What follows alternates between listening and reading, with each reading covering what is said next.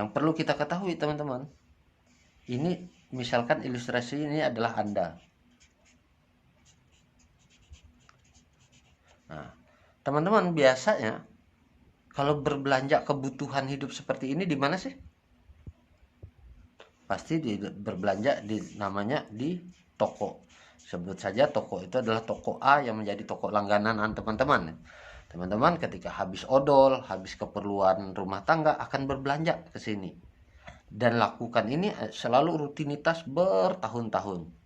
Dan coba teman-teman lebih jeli memperhatikan, biasanya orang-orang di sekitar kita, tetangga kita, saudara kita, teman-teman kita, atau kerabat-kerabat yang lainnya, orang-orang di sekitar kita itu juga melakukan hal yang sama seperti kita. Ketika odolnya habis, mereka tidak akan menggunakan getah kayu, tapi mereka akan beli juga ke namanya yang dalam toko. Nah, apapun toko langganan itu. Nah, sekarang yang menjadi pertanyaan teman-teman, dalam kondisi ini kita hanya dijadikan yang namanya konsumen. Siapa yang diuntungkan teman-teman? Adalah si toko. Nah, yang perlu teman-teman ketahui dan secara jeli, toko ini sebenarnya dia tidak buat odol. Toko ini dia tidak buat beras, toko ini tidak buat sabun. Kalau teman-teman tahu, toko ini mengambil barang dari yang namanya pabrik. Nah, namun teman-teman, Anda dan saya itu tidak akan bisa langsung berbelanja odol ataupun kecap langsung ke pabrik ya. Kenapa? Anda harus melewati yang namanya jalur distribusi. Sebelum masuk ke toko ataupun sampai ke tangan Anda, barang ini harus melewati yang namanya grosir. Nah, dari grosir, barang itu baru masuk ke toko. Nah, grosir dan toko mereka adalah pelaku usaha juga teman-teman, yang artinya mereka mengambil keuntungan kurang lebih sekitar 30%. 30%. Saya kasih ilustrasi, misalkan kecap nih keluar dari pabrik harganya Rp4.000, ini ilustrasi.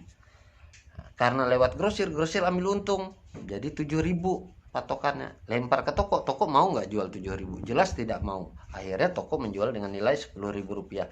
Akhirnya Anda dan saya dulunya itu berbelanja satu botol kecap dengan nilai Rp10.000. Padahal kalau kita bisa berbelanja langsung dan mendapatkan harga pabrik jauh lebih menguntungkan. Nah teman-teman, saya mau memperkenalkan kepada teman-teman adalah sebuah pabrik. Pabrik ini adalah MW. Dan MW ini adalah luar biasanya sekali, dia bekerja sama dengan perusahaan-perusahaan untuk bisa mendapatkan yang namanya harga pabrik. Toko MW ini berdiri di dunia dari tahun 1959, di Indonesia masuknya tahun 1992, dan dia sekarang di Indonesia sudah ada di 28 kota besar Indonesia, kota di Indonesia.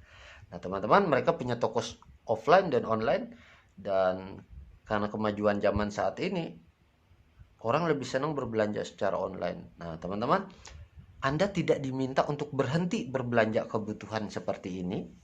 Cuma Anda diminta kalau biasa berbelanja ke toko langganan Anda, toh Anda tidak mendapatkan profit. Bagaimana kalau Anda pindah ke toko yang namanya MW? Karena toko MW juga hampir menyediakan semua kebutuhan hidup sehari-hari justru dengan produk yang berkualitas teman-teman. Nah, apa sih keuntungan yang pertama? Kalau Anda berbelanja ke toko MW, Anda akan mendapatkan diskon sekitar 30%. Kenapa bisa 30%? Karena Anda memangkas jalur distribusi yang pertama, sehingga Anda ketika menjadi anggota, Anda akan mendapatkan diskon sekitar 30%. Nah, yang kedua, orang-orang yang Anda perhatikan berbelanja juga ke toko juga untuk memenuhi kebutuhan, Anda promosikan. Yang mungkin nanti dari mulut ke mulut mereka akan berbicara, mempromosikan juga, sehingga mereka juga memindahkan belanjaannya ke toko MW. Nah, kalau mereka ramai berbelanja ke toko MW, secara otomatis toko MW ini mendapatkan keuntungan, dan dia akan bagi profit sharingnya. Karena Anda yang promosikan, Anda akan mendapatkan yang namanya bonus, karena sudah masuk mempromosikan produk MW. Dari mana sumber bonus ini? Karena kita memangkis jalur distribusi yang kedua, yaitu retail, sehingga Anda lah yang mengiklankannya, Anda akan dibagi bonus. Jadi konsepnya bukan berjualan. Kalau berjualan ini Anda beli barang di MW, terus Anda bawa, Anda jual kepada mereka, itu Anda berjualan. Di bisnis ini Anda hanya mempromosikan kepada orang-orang sehingga mereka nanti akan berbelanja langsung, entah berbelanja langsung ke toko MW ataupun melalui aplikasi online. Nah, teman-teman, kalau teman-teman berbelanja, coba perhatikan kebutuhan hidup sehari-hari mungkin sampai ratusan sampai jutaan per bulan.